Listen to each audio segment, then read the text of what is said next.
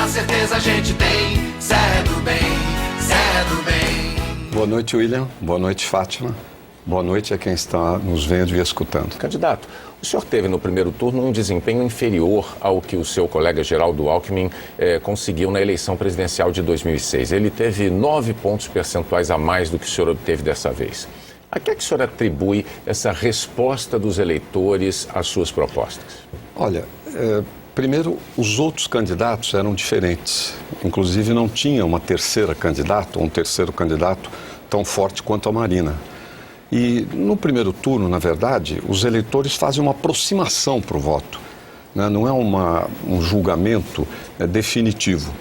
E, de todo modo, eu cheguei a ter 33 milhões de votos, a Marina 20, de maneira que isso representou a maioria da população brasileira, mostrando que, na verdade, o Brasil quer um segundo turno, né? Porque segundo turno tem muito mais possibilidade, entre os dois mais votados, de ter conhecimento, de iluminar a cabeça e a mente para o dia da eleição.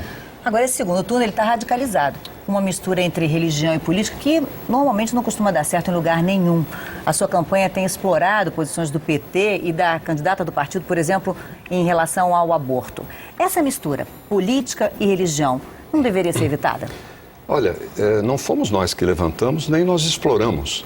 Acontece o seguinte, a Dilma manifestou-se a favor do aborto. Deu uma entrevista, que está, enfim, tem o vídeo. O PT, no final do ano passado, fez aquele Programa Nacional de Direitos Humanos, que tornava transgressor, criminoso, aquele que fosse contra o aborto. Então, eles puseram a questão no ar. Eu sempre manifestei o seguinte, eu sou contra a liberação do aborto. E nunca explorei isso do ponto de vista de que ela estaria errada por ser a favor do aborto. O que acontece é que ela afirmou uma coisa e depois afirmou o oposto. Nem reconhece que disse o oposto. E numa campanha, esses temas, Fátima, acabam sendo postos pela própria população. Mas, nunca me passou pela cabeça transformar isso num centro de campanha. Mas, candidato, a sua campanha tem falado insistentemente em Deus, tem mostrado imagens de missas, de cultos religiosos, questões como essa do aborto, até mesmo a união civil entre homossexuais. Elas não deveriam receber um tratamento de política pública e não uma abordagem do ponto de vista da religião? Isso não contribui, assim, para um retrocesso do debate político? Mas, olha, eu insisto, quem introduziu esse ingrediente na campanha foi o PT e foi a Dilma.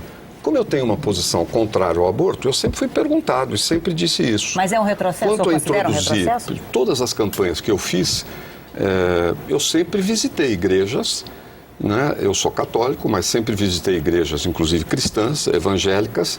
Sempre falo no meu linguajar cotidiano, porque está incorporado, eu sempre digo, se Deus quiser, eu sou uma pessoa religiosa. Não há nada forçado nesse sentido. E, aliás, a candidata não fez outra coisa senão passar a frequentar igrejas, coisa que habitualmente ela não fazia. Então, isso dá um tipo de aquecimento que se transforma no que você falou. Agora, o que eu quero dizer é que a base disso está no fato de que uma hora ela disse uma coisa e noutra hora ela diz o oposto. Aliás, não é o único caso em que isso acontece. Candidato, na sua propaganda eleitoral, o senhor tem mostrado obras grandes que realizou como governador em São Paulo, Rodoanel, a ampliação da Marginal do Tietê. Essas obras foram tocadas, em parte ou totalmente, pela Dersa, que é a empresa estadual que cuida disso. Quando o senhor era governador, o diretor da Dersa era Paulo de Souza, também conhecido como Paulo Preto por alguns. Paulo Preto foi acusado de ter arrecadado ilegalmente dinheiro para a campanha do PSDB de ter ficado com esse dinheiro para ele. O PSDB e o senhor já negaram essa afirmação, disseram que não houve essa arrecadação. Mas o fato é que, antes de os senhores negarem isso, Paulo Preto, ao jornal Folha de São Paulo, disse o seguinte: não se abandona um líder ferido na estrada. O que é que ele quis dizer com isso? Olha, William, antes dessa entrevista, nós já tínhamos desmentido. Não houve desvio de dinheiro na minha campanha, que seria a vítima no caso. Ou seja, não houve ninguém que tivesse doado o dinheiro não tivesse chegado e a pessoa tivesse feito chegar a gente de que a contribuição não tinha chegado, que ele tinha dado e não chegou. Isso não aconteceu. Mas esta frase, Agora, não se abandona um líder ferido na estrada. Porque houve... Parece ameaça. Não, porque sempre tem dentro de um partido gente que gosta de um, gente que não gosta do outro. Mas o fato é que não houve o essencial, que é o desvio de dinheiro da minha campanha, porque eu saberia. Em todo caso, nós seríamos a vítima. Você percebe? Quer dizer, e aí, inclusive, não se trata nem de dinheiro do governo. É um dinheiro que foi contribuição para uma campanha. Eu desmenti isso há muito tempo. E o assunto volta, posto, inclusive, pelo PT, porque o que eles gostam de fazer? De vir com ataques, às vezes, meio incompreensíveis, para nivelar todo mundo.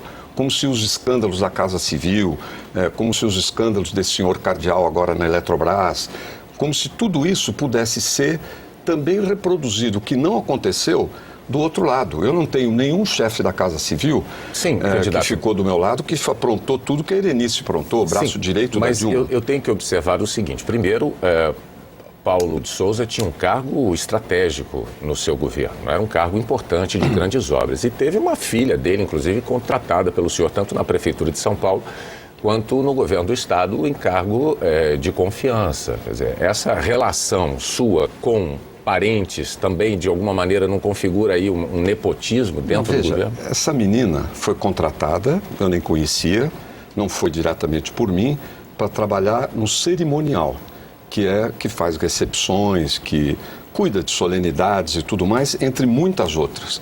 Tinha um currículo, sabia 2 idiomas, ou sabe 2 idiomas, sempre trabalhou corretamente. Inclusive, eu só vinha saber que era filho de um diretor de uma empresa muito tempo depois. E ela não está em nenhum cargo, nunca teve nenhuma acusação, nem nenhum cargo que tome decisões, faça lobby, pegue dinheiro, como no caso dos filhos da Erenice. Candidato, no debate ainda no primeiro turno, aqui na TV Globo, numa resposta à candidata Marina Silva, o senhor disse o seguinte: você e a Dilma têm muito mais coisas parecidas do que quaisquer outros candidatos aqui. Você estava no governo do Mensalão, não saiu do governo, continuou lá como ela. Hoje, diante da necessidade de conquistar eleitores que votaram na então candidata Marina, o senhor se arrepende do que disse? Olha, eu quero completar como é que foi o assunto, porque a Marina estava dizendo que eu e a Dilma éramos parecidos, né?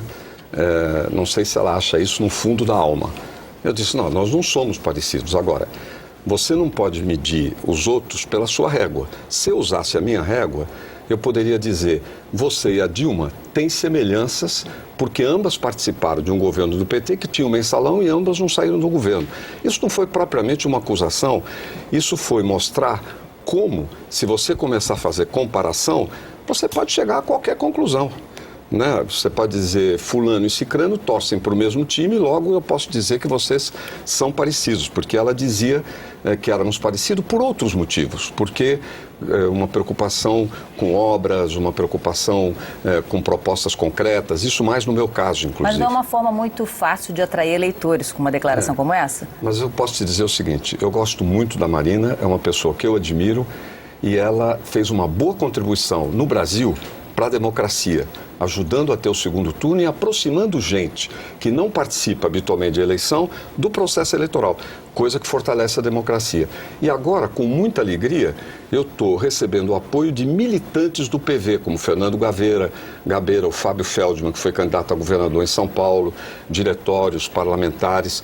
Por quê? Porque eu tenho, na minha folha de serviços como prefeito e governador, uma ação ambiental muito avançada. Inclusive fizemos a Lei de Mudanças Climáticas do Estado de São Paulo, considerada uma das 3 mais avançadas do mundo. Candidato, com relação à economia, o senhor tem prometido aí coisas grandes, né? Salário mínimo de R$600, aumento de 10% para aposentados, 13º para o Bolsa Família. Essas propostas não colocam em risco a estabilidade da economia, uma economia que todo mundo sabe que está com um crescimento de gastos públicos preocupante? Olha, William, eu fiz essas propostas porque eu acho que são fundamentais do ponto de vista social.